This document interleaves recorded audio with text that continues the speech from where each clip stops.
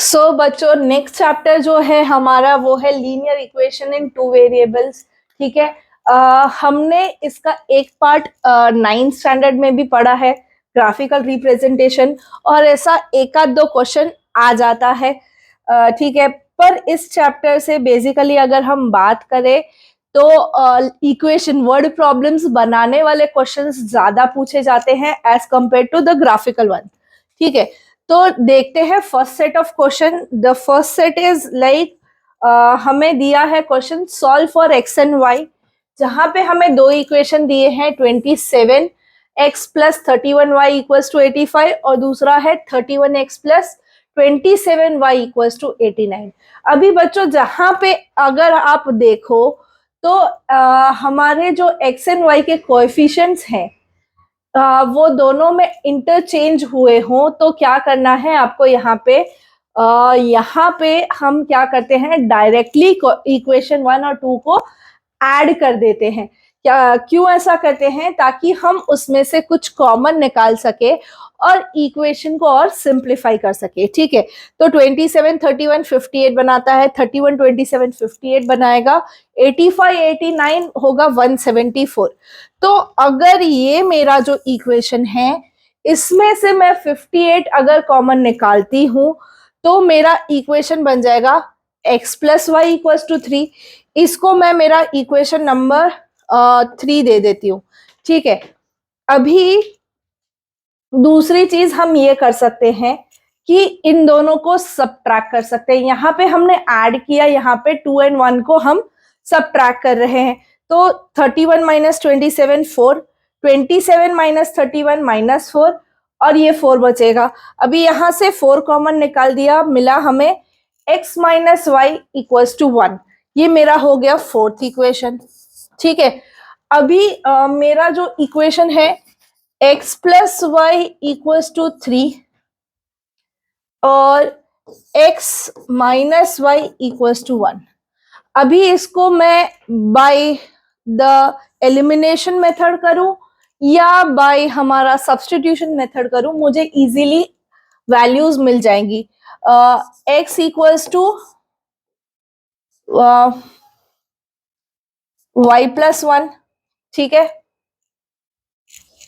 तो ये वैल्यू अगर मैं यहाँ सब्स्टिट्यूट करूं तो y प्लस 1 या y प्लस लिख देते थे, but let's make it y plus 1 plus y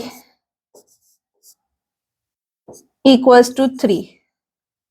ठीक है, तो ये हो जाएगा 2y 3 minus 1, 2y equals to 2, y equals to 2/2 which is 1। ठीक है, y की वैल्यू अगर 1 है तो x की वैल्यू क्या होगी, 1 प्लस 1 यानी कि 2। Therefore x equals to 2, y equals to 1। ठीक है, सो इसके बाद आप एलिमिनेशन मेथड भी यहाँ पे कर सकते हो, सब्स्टिट्यूशन भी कर सकते हो। आपको जो मेथड इजी लगती है, जिसमें आप कॉन्फिडेंट हो, वो मेथड आप यूज करो। पर इतना याद रखना, जहां पे कोएफिशिएंट्स x एंड y के इंटरचेंज किए हैं, ऐड करो सब्ट्रैक्ट करो, दो सिंपल इक्वेशन लाओ और फिर हमें जो मेथड कंफर्टेबल लगे वो यूज करो। Clear? Moving on to the next one. हाँ, ग्राफिकल मेथड है। Solve graphically the following: 3x minus 4y plus 3 equals to 0 and 3x plus 4y minus 21 equals to 0। इसके लिए पहले आपको यहाँ पे y के सपोज में लेने हैं इक्वेशन और x और y की वैल्यू सब्स्टिट्यूट करके आपको ग्राफ प्लॉट करने हैं।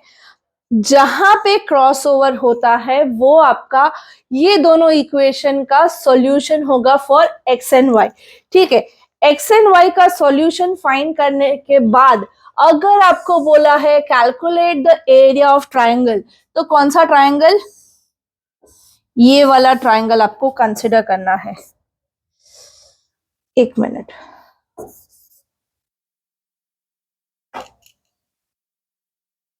आपको कंसिडर करना है ये वाला ट्राइंगल। ठीक है, तो यहाँ पे अगर हम बात करें तो 8 यूनिट्स जो है वो बेस है और हाइट हमारी 3 यूनिट्स है, ठीक है। तो हाफ बेस इनटू हाइट, ये एरिया आएगा 12 स्क्वायर यूनिट्स। पर आपको एक्स एंड वाई की वैल्यू कैसे फाइंड करनी है, जो हम 9th स्टैंडर्ड में करते थे चैप्टर नंबर 4 में, उस तरीके से कि भाई एक्स की कौन सी वैल्यू पुट करेंगे तो हमें वाई मिलेगा। तो अगर इसमें हम x3 पुट करते हैं तो 3 3 9, 9 प्लस 3 इज 12, 12/4 हमें y की वैल्यू 3 दे रहा है, ठीक है। अभी x की वैल्यू में -1 पुट करती हूँ तो -3 प्लस 3 दैट विल बी 0/4, तो मेरा y 0 आ जाएगा।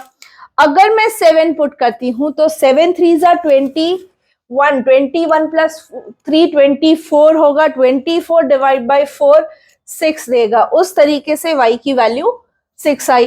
तो फिर उसको प्लॉट करना है 3 3 पे, 7 6 पे, ठीक है, और -1 0 पे यहाँ पे, ठीक है। और फिर उसके बाद हमें सेकेंड इक्वेशन y के फॉर्म में हम ले तो 21 -3x/4 हो जाएगा। और अगेन 3 की वैल्यू 3 लेंगे तो 3 3 9, 21 -9/4 जो हमें 3 देगा। अगेन 7 पुट करेंगे तो 0 मिलेगा और 11 पुट करेंगे तो -3 मिलेगा, ठीक है। इसको प्लॉट करो, कॉमन आंसर हम जो सॉल्यूशन है वो मिलेगा 3 एंड -3 मिलेगा, सॉरी।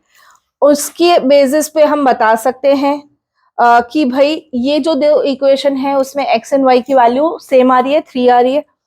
अभी एरिया फाइंड करने के लिए हमें half base into height use करना है। बेस हमारा 8 यूनिट्स होगा और हाइट हमारी 3 units, which gives us the area 12 square units, ठीक है।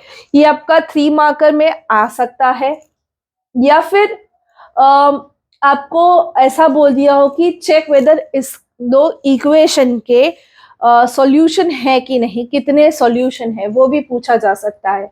a1/a2 इक्वल्स टू b1/b2 वाला सीन, ठीक है। हाँ, उसी को हम यहाँ पे यूज करते हैं। सेकेंड जो हम नेक्स्ट क्वेश्चन हमारा जो है यहाँ पे है कि भाई दो इक्वेशन दिए हैं 2x plus 3y equals to 7, k plus 1x 2k minus 1y equals to 4k plus 1। यहाँ पे हमें k की वैल्यू फाइंड करनी है, बट कंडीशन क्या दी है, इनफाइनेटली मेनी सॉल्यूशंस है तब, ठीक है। तो सिंपली a1/a2 चेक करते हैं, a1x plus b1y plus c1 के फॉर्म में ले जाते हैं, ठीक है। तो a1 हमारा जो है वो 2 है, a2 हमारा जो है वो k प्लस 1 है, ठीक है। b1 हमारा जो है वो 3 है, b2 हमारा जो है वो है 2k माइनस 1 है। क्लियर?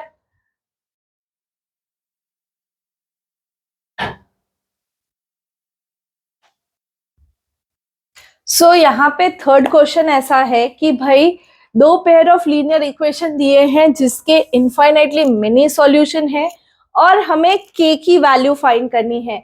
हमारे दो जो इक्वेशन है that is 2x plus 3y equals to 7 और दूसरा है k plus 1 into x plus 2k minus 1y equals to 4k plus 1, ठीक है। a1 की यहाँ पे अगर मैं बात करूं तो 2 है, a2 जो है वो मेरा k प्लस 1 है, b1 मेरा 3 है, जबकि b2 मेरा क्या है 2k माइनस 1 है, c1 मेरा 7 है और c2 मेरा 4k प्लस 1 है।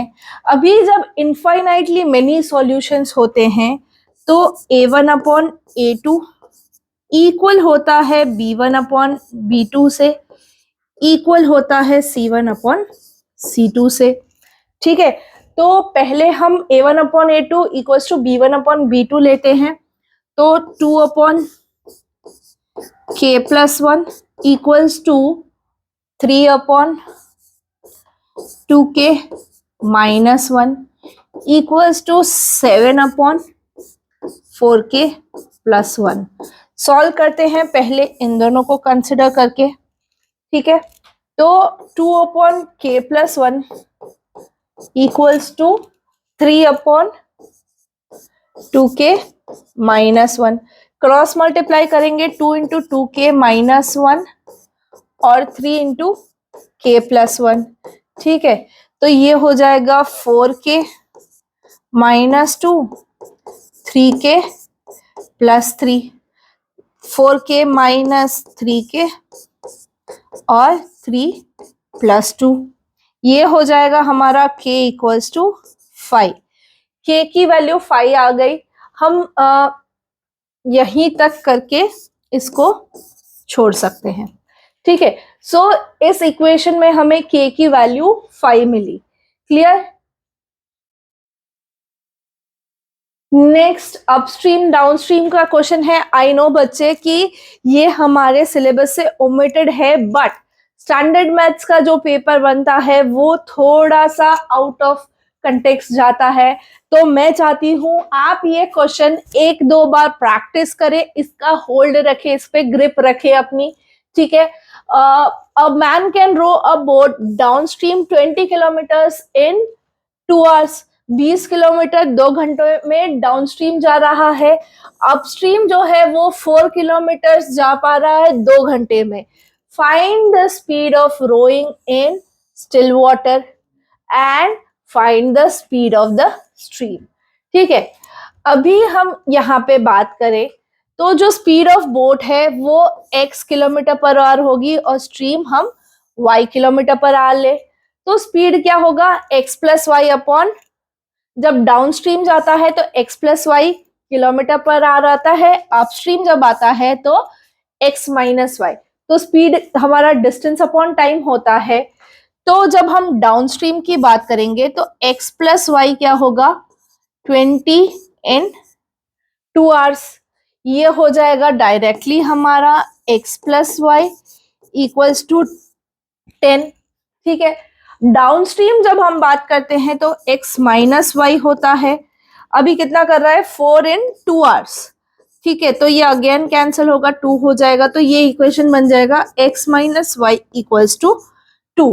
हमें दो इक्वेशन मिल गए। इक्वेशन 1 हमारा अपस्ट्रीम डाउनस्ट्रीम का x plus y equals to 10 है और डाउनस्ट्रीम का x minus y equals to 2 है, ठीक है। तो इसके बाद हम क्या कर सकते हैं, ईदर बाय एलिमिनेशन और सब्स्टिट्यूशन x और y की वैल्यू फाइंड करते हैं। यहाँ पे एलिमिनेशन इजी है, तो मैं अगर बात करूं तो y कट हो जाएगा, 2x हमारा हो जाएगा 8, एक मिनट, 10 प्लस 2 सॉरी 12 हो जाएगा। तो x की वैल्यू क्या आ जाएगी 6 किलोमीटर्स पर आवर, ठीक है। x की value 6 I, putting up in this हमें y की वैल्यू मिल जाएगी 4 किलोमीटर पर आवर, ठीक है। सो अगर हम बात करें, हमने अज्यूम किया था स्टिल वाटर में जो बोट की स्पीड है दैट इज x, सो वो हमें मिल रही है 6 किलोमीटर पर आवर और स्ट्रीम की हमें स्पीड मिल रही है 4 किलोमीटर पर आवर। क्लियर? ये इस तरीके का एक आध दो क्वेश्चन आपको आ सकता है अपस्ट्रीम डाउनस्ट्रीम का। इसके लिए आप टेक्स्ट बुक की जो 3.6 एक्सरसाइज है वो प्रैक्टिस आउट कर सकते हैं। अच्छा, नेक्स्ट ये जो वर्ड प्रॉब्लम है इजी है, खाली आपको इक्वेशन बनाने आने चाहिए। तो इक्वेशन बनाने के लिए ना आपको क्वेश्चन 2 से 3 बार पढ़ना है बच्चों। A part of monthly hostel charges is fixed and the remaining depends on the number of days one has taken food. Variable यहाँ पे क्या है कि फूड आप कितना मेस में खाते हो। फिक्स क्या है कि एक मंथली रेंटल फिक्स है, ठीक है। स्वाति जो है वो 20 दिन खाना खाती है और उसका टोटल होता है 3000। मानसी जो है वो 25 दिन खाना खाती है और उसका टोटल होता है 3500। ठीक है, तो फिक्स्ड चार्जेस ढूंढने हैं और cost of food per day ढूंढना है। अभी फिक्स्ड चार्जेस को मैं एक्स अज्यूम कर लेती हूँ, cost of food per day y assume करती हूँ। तो पहला इक्वेशन मेरा बनेगा एक्स प्लस 20y, यानी कि 20 दिन का जो फूड हुआ है वो is equal to 3000 for Swati, और मानसी के लिए बनेगा x plus 25y equals to 3500। ये दोनों इक्वेशन मिलने के बाद आप इधर एलिमिनेशन या सब्स्टिट्यूशन कर सकते हैं। यहाँ पे एलिमिनेशन से x चला जाएगा, 5y equals to 500, so y की वैल्यू हमें मिल गई 100, यानी कि cost of food per day जो है वो मेरा 100 है। उसकी वैल्यू मैं ईदर ऑफ द इक्वेशन में सब्स्टिट्यूट करती हूँ, तो मुझे फिक्स्ड जो रेंटल चार्जेस हैं वो भी मिल जाएंगे। वो क्या है, 1000 रुपीज। सो मेरी x की वैल्यू आई 1000 और y की value I 100। At the end मुझे ये स्टेटमेंट लिखना है कि fixed charges and cost of food per day जो है वो 1000 एंड 100 है। 1000 फिक्स चार्ज है, 100 वेरिएबल चार्ज है। ठीक है, ये लिखना है, तब जाके मुझे पूरे के पूरे मार्क्स मिलेंगे। ये लास्ट स्टेटमेंट के भी मार्क्स होते हैं। ठीक है, तो ये थे top 5 questions from the chapter linear equation.